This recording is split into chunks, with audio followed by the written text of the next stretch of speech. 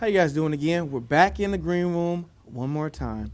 And right now I have with me Minister Charles Coleman. How you doing, Mr. Coleman? I'm doing good, sir. All right, Pleased good. to meet you. Yeah, thank you, thank you. Good. Now, Minister Coleman, you shared a story with me about actually meeting Martin Luther King. Could you share with us that story? Yes, sir. It's back in Chicago. I was about 6 or 7 years old. Mm-hmm. Martin Luther King came to a school called Walter Reed. Mm. Back in Chicago, Jesse Jackson ran a Operation Push and breadbasket, which they had started for underprivileged people. Martin Luther King came to my school, and I did not.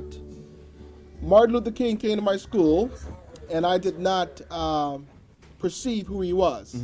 I was too young. I didn't. I just couldn't quite get what that moment meant. I remember my teacher saying that Reverend Dr. King would be visiting us, and that this would be our second recess. So to a child's mind, we focus on we get a second recess, and so we had no idea the significance of this man.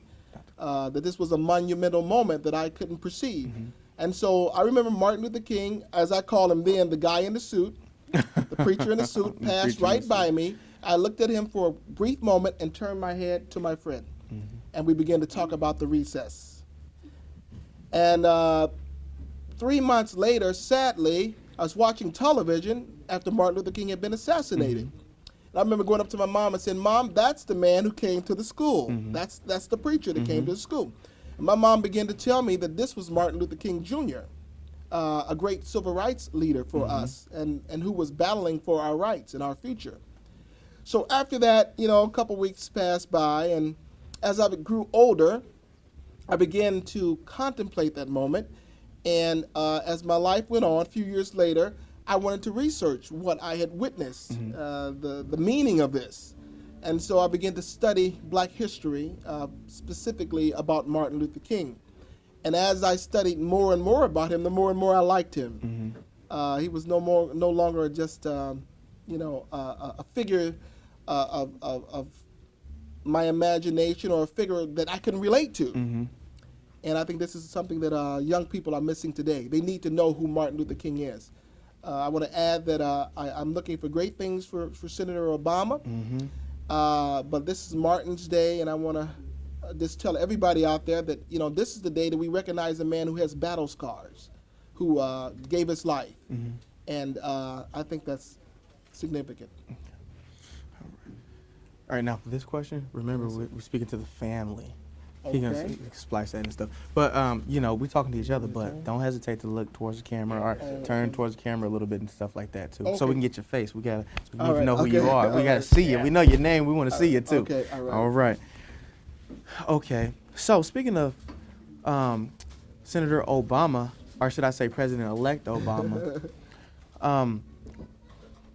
one of our overlying things is inspired by the pursuit of progress. Yes, sir. Now, can I ask you, what does this progress mean to you?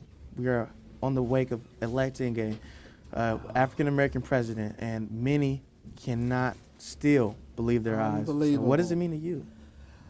It means, as Martin said, I have a dream.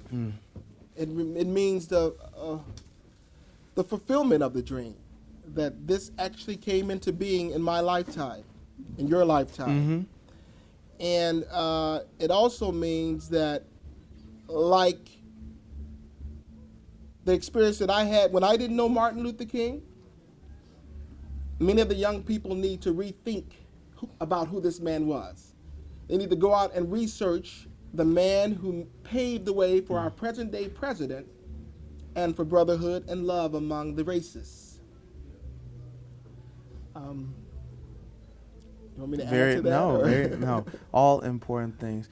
Well, I want to thank you very much, because with your excerpts of the King speeches, you are exhibiting the fact that you actually acknowledge how important Martin Luther King's legacy was on this day of celebration. Thank you very much. Thank you. And I just want to say that Martin said something just before he died, little months before he died, and they don't mention it much, but he said, I want young black men and women who will come into this world with new privileges to understand that these things did not come into being without someone dying and sacrificing for them.